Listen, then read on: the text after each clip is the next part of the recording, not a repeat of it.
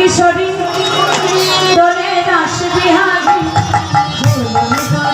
রাধার বংশী দোলে রায় কিশোরী দোলে রাস বিহারী দোলন দোলায় রাধার বংশী ধারী রায় কিশোরী দোলন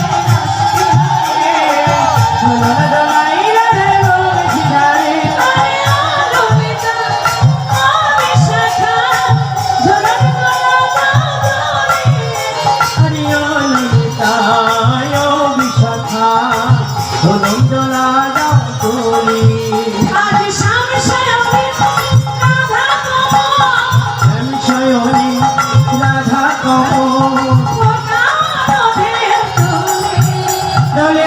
কিশোরী দোলে রাস বিহারী দোলন দোলাই রাধার বংশী ধারী দোলে রায় কিশোরী দোলে রাস বিহারী দোলন দোলাই রাধার বংশী ধারী রাধা গোবিন্দের মিলন হলো, পাশা খেলা হলো, হোলি খেলা হলো, স্নান কেলি হলো, জটিলা গমনের কথা শুনি শশাঙ্কিত সূর্যের মন্দিরে আসে হইল পুরিত দিনমণি প্রণমিতে আইলা জটিলা দেখে যত বসিয়াছে হিরি রবানা মধু এতক্ষণ তোমাদের পূজা হয়নি কেন?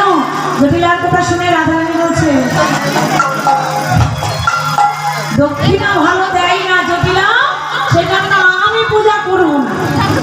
ব্রাহ্মণ বলেছে জটিলা ভালো দক্ষিণা দেয় না। আচ্ছা মাসিরা, এটা কি সত্য কথা? এখানকার গ্রামের শাশুড়ি ননদিরা ভালো দক্ষিণা দেয় না? কি সত্য কথা এটা? ভালো দক্ষিণা দেয় না, তাই জন্য আমি পূজা করবো না। তো সে ব্রাহ্মণকে তাড়িয়ে দিয়েছে। তা ব্রাহ্মণ তাড়ালে এখন পূজা হবে কি করে? বলে আরো এক বিপ্র আছে গর্গমণির শিষ্য জটিলাকে হয়ে তারে আনা অবশ্য।